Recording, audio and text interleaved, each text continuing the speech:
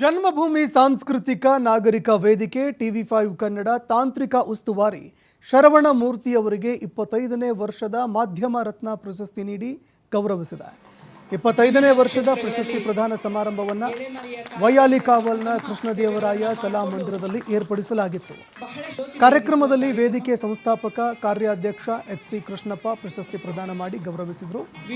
ಇದೇ ವೇಳೆ ವಿವಿಧ ಇಲಾಖೆಯಲ್ಲಿ ಅಪ್ರತಿಮ ಸೇವೆ ಸಲ್ಲಿಸಿದ ಗಣ್ಯರಿಗೂ ಪ್ರಶಸ್ತಿ ಪ್ರದಾನ ಮಾಡಿ ಗೌರವಿಸಲಾಯಿತು.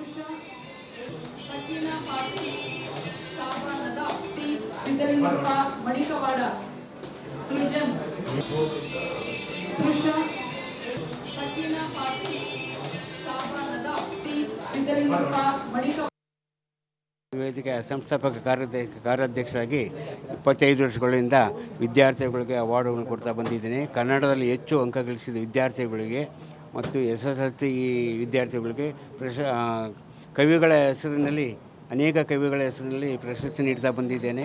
ಅವರು ನಮ್ಮ ನಾಡಿನ ಹೆಸರು ಮಾಡಲಿ, ಕನ್ನಡದ ಉದ್ಧಾರ ಮಾಡಲಿ ಎಂದು ಈ ಜನ್ಮಭೂಮಿ ಸಾಂಸ್ಕೃತಿಕ ವೇದಿಕೆ ನನ್ನ ಗುರುತಿಸಿ ಈ ಅವಾರ್ಡ್ ಕೊಟ್ಟಿದ್ದಕ್ಕೆ ತುಂಬ ಧನ್ಯವಾದಗಳು. ನಮ್ಮ TV5 ನನ್ನ ಗುರುತಿಸಿ ಇಲ್ಲಿ ಕಳಿಸಿದ್ದಕ್ಕೆ ಧನ್ಯವಾದಗಳು.